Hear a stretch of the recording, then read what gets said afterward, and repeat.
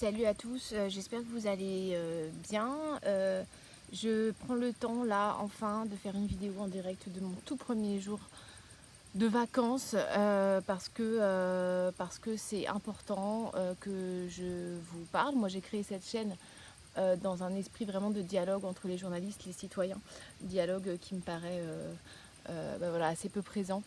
Et du coup j'ai voulu vraiment aller là-dessus et il y a vraiment certaines choses dont il faut que je vous parle, que je regrette par rapport à ma dernière vidéo sur le lama fâché. Et je pense que ça fait partie de cet esprit-là en fait de dialogue. Voilà, que je vous en parle. Je suis désolée déjà pour beaucoup de gens qui m'ont fait des critiques super constructives ces derniers temps, mais que j'ai juste pas lu ou presque pas pu voir parce que je me suis retrouvée ces dernières semaines en fait un peu noyée dans un flot de messages haineux, extrêmement durs, parfois très sales, enfin voilà. Et à un moment donné, j'ai dû me couper des réseaux sociaux.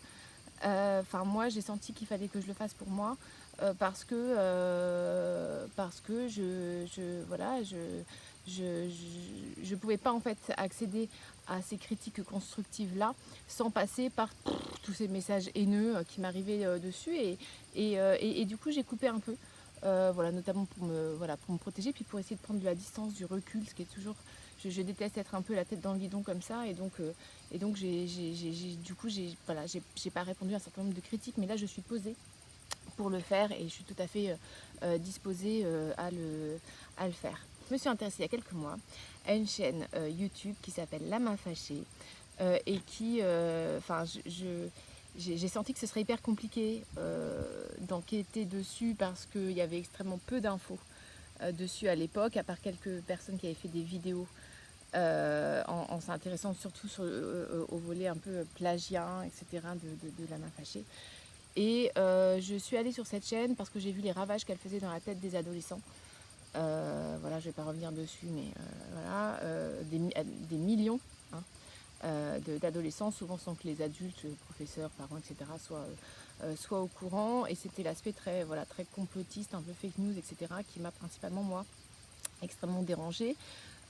Et par ailleurs, il y avait des infractions assez répétées, un certain nombre de règlements. Donc je suis allée beaucoup sur les jeux concours, mais d'autres aussi, pour moi, qui m'interrogeaient beaucoup, parce que comment ça se fait finalement que cette chaîne-là soit un peu quelque part au-dessus des autres, et que YouTube ne la sanctionne pas, etc. etc. Et c'est ce côté notamment très trouble là, c'est ce côté-là que j'ai voulu essayer de creuser aussi, et qui à mon goût en tout cas n'avait pas du tout été assez creusé dans les quelques petites vidéos que j'avais vues qui s'intéressaient au lama fâché. Donc je suis allée là-dessus, et dans ma vidéo il y avait un volet qui était le volet identité, et qui est donc derrière le lama fâché. Dans ce volet-là sont apparues deux pistes qui me semblaient extrêmement sérieuses, qui sont Webedia et Antoine Blanche Maison. Cette vidéo, quand elle est sortie, elle a donné des idées à un super enquêteur qui s'appelle Sylvain, et que je vous recommande vraiment de suivre. En fait, ce Sylvain, à partir des éléments que j'avais avancés dans ma vidéo, et à partir à partir d'un certain nombre de langues qui se sont déliées aussi suite à ma vidéo sur le lama fâché, etc. Il y a eu quelques infos qui sont sorties, nanana. Il a décidé de reprendre le flambeau sur cette enquête. Je salue vraiment, parce que personnellement j'étais un peu rincée. Et il l'a fait vraiment avec beaucoup de talent. C'est vraiment bluffant en fait. Il fait tout avec un simple ordi. C'est-à-dire que le mec, je pense que tu peux le laisser dans sa chambre avec un peu de nourriture, de provisions, etc. 15 jours plus tard, il te sort une enquête, enfin 15 jours, j'en sais rien, bref, quelques temps plus tard, il te sort une enquête de feu, il n'est pas sorti de chez lui. Et ça, c'est quelque chose qui, moi, me bluffe vachement, quoi, parce que c'est vrai que moi, puis d'ailleurs beaucoup de journalistes, on a cette approche-là qui est plutôt un peu entre guillemets à l'ancienne, sans que ce soit d'ailleurs un défaut, mais qui est moi direct, tu me donnes une info, je passe un coup de fil, je vais aller sur le terrain, je vais voilà, demander des interviews, je vais essayer évidemment de trouver des rapports, etc., etc., et des sources fiables. Non, non, mais je passe vraiment beaucoup, beaucoup, beaucoup par ce contact humain-là, pour ça. Et lui, pas du tout. Pas du tout, c'est ordinateur. Bon, ben, j'ai trouvé ça vraiment exceptionnel. Et Sylvain, en fait, il a réussi à retracer de manière extrêmement fiable le nom des gérants, vraiment des gérants de Lama Fâché. Et voilà, ça ne confirme pas, son enquête ne confirme pas les éléments que j'avais apportés moi sur ce volet identité-là du Lama Fâché, d'où un certain nombre de questionnements complètement légitimes d'ailleurs sur mon enquête, sur mon travail à moi. Ah oui, je précise, moi je ne suis pas là pour essayer de vous vendre mon bout de gras à tout prix. Là devant vous, je suis pas là, parce que je dis ça parce que j'attends de voir s'il va y avoir des vidéos du style « Ah, Aude vous a de nouveau manipulé, etc. etc. » Moi là, je suis là simplement pour discuter avec vous, pour revenir sur un certain nombre de points de manière voilà, sincère, honnête, de vous montrer en fait tout simplement ce que j'ai fait, comment je l'ai fait. Et je ne suis pas dans un esprit de manipulation de qui que ce soit. D'ailleurs, je ne suis pas du tout une pro de la com, du marketing. C'est quelque chose que je sais pas être autre chose que moi en fait. Donc là, je viens là simplement expliquer moi comment j'ai bossé. Libre à vous de penser ce que vous voulez par la suite. Je n'ai pas de problème avec ça. Voilà. Juste pour dire aussi, quand j'ai vu l'enquête de Sylvain, ça m'a, j'ai trouvé ça épatant, puis ça m'a fait aussi voilà, sourire parce que finalement l'information clé qu'il a sur l'identité du lama, c'est quelque chose que j'avais réussi à avoir moi aussi ces derniers temps avec ma petite équipe, et donc j'ai vu qu'il était allé là-dessus, il a pris beaucoup de précautions hein, sur le nom potentiel, je pense juridiquement, etc., etc. Mais en tout cas, c'est une info à laquelle j'étais remontée moi aussi. Simplement, j'avais pas eu le temps vraiment de... Voilà, je l'avais mis de côté, j'avais pas eu le temps de l'exploiter trop, de revérifier. Je savais pas trop exactement... j'avais pas eu le temps de consolider en fait cette information quelque part. Mais c'était quand même... voilà. Donc j'en ai parlé à Sylvain immédiatement après. Et on a échangé, oui, donc t'as le nom et tout, bah oui, nanana. Mais et encore une fois, c'est quelque chose de très étonnant parce que on l'a pas du tout obtenu de la même manière. Mais alors pas du tout. Et la façon dont il l'a eu, moi j'aurais pas pensé. Je me réservais ça moi pour un potentiel volet 2. De l'enquête, parce que c'est vrai que pour moi, en tout cas dans mon esprit, le volet 1, la première vidéo que j'ai faite sur le lama, ça ouvrait plus de questions que ça donnait de réponses, et donc je continuais un petit peu à enquêter en sous-marin quelque part pour voir s'il y avait moyen de faire un volet 2. Je vois que Sylvain y allait avec brio et je le félicite, et je pense que du coup ce volet 2 de mon côté ne se fera pas. Donc Sylvain arrive donc à des conclusions, le nom des gérants n'est pas par exemple Antoine Blanche Maison, il ne voit pas le lien avec Webedia, etc. etc. Moi je souhaite simplement d'un premier temps réaffirmer que dans mon enquête à moi, tous les témoignages que j'ai eus sur ce volet-là, identité, sont des témoignages que j'ai vu, j'ai revu, j'ai revu d'ailleurs après la sortie de la vidéo, quand je m'en suis pris plein de la tronche, etc., etc. Pour moi, ça reste des témoignages qui sont très fiables. Je suis très... voilà, ils ont été recueillis, ils ont été dits par des gens qui sont dans une position et recueillis dans un contexte tel que ça laisse peu de doute en fait au fait que ces personnes-là se soient trompées ou même menti. C'est pas d'ailleurs des témoignages que j'ai eu par des appels à témoins bidons en mode « Hey, qui bosse pour le lama ?» et puis là, c'est la foire à troll, tout le monde raconte n'importe quoi. C'est pas des gens que j'ai interviewés comme ça dans la rue, c'est pas ma mère. C'est des témoignages qui sont vraiment fiables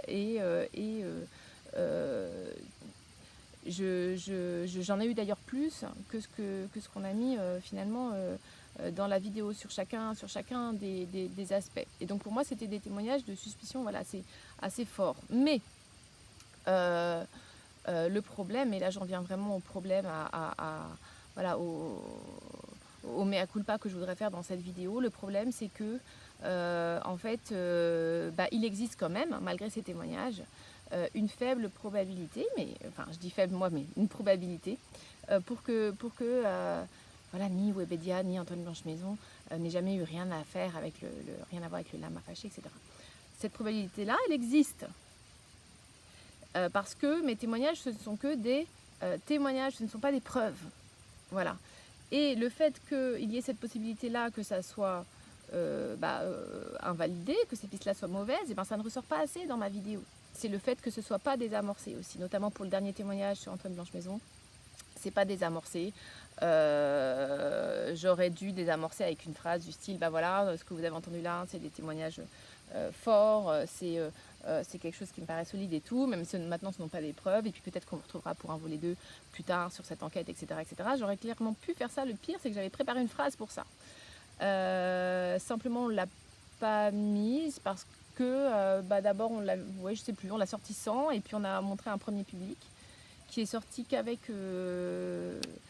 des interrogations finalement dans la tête par rapport à ce volet-là de l'identité du lama, qui est encore pas toute ma vidéo du tout, mais par rapport à ce volet-là, notre premier public n'est pas ressorti n'est ressorti avec aucune certitude en fait par rapport à l'identité du lama. Donc on s'est dit que c'était ok. Il y a eu la phrase. Il y a eu le droit de réponse, pardon. Donc on a évidemment respecté le droit de réponse à chaque fois, etc. etc. On l'a sollicité plusieurs fois, et Antoine Blanche-Maison et Webedia, etc. Donc ils ont eu l'occasion de s'exprimer,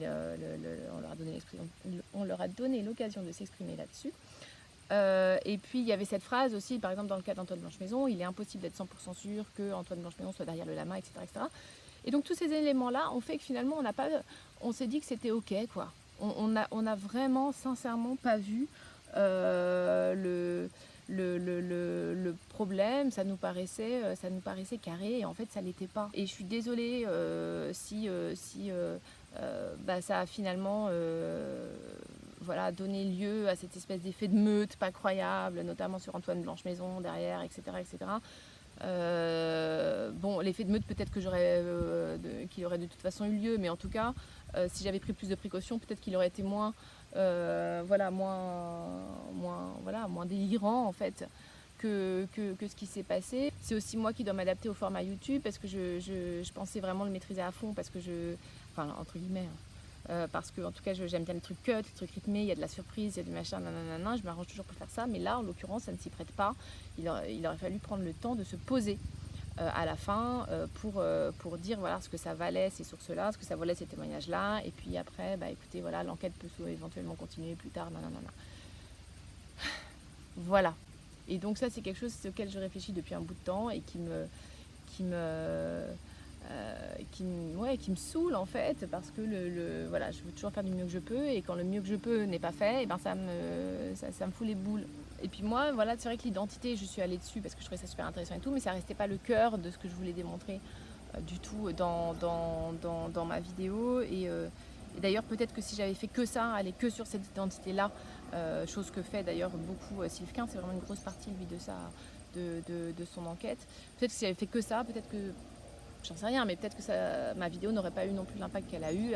Le lama fâché qui a retiré quand même un certain nombre de vidéos problématiques de sa chaîne, et je pense que c'est entre autres parce que je suis allée sur le complotisme et sur les jeux concours. J'ai fait tout ce que j'ai pu avec vraiment toute ma bonne foi. Je suis allée jusqu'à un certain point, et écoutez, en tout cas je remercie tous ceux qui m'ont fait des retours critiques sur cette vidéo. Je suis contente d'être sur YouTube parce que quelque part ces retours critiques là, si ça avait été dans un sujet un peu classique, etc., je les aurais pas eu, pas autant en masse, et peut-être pas autant, ça m'aurait peut-être pas autant questionné, etc. Et là quelque part je progresse en fait par rapport à ça, et je trouve ça vraiment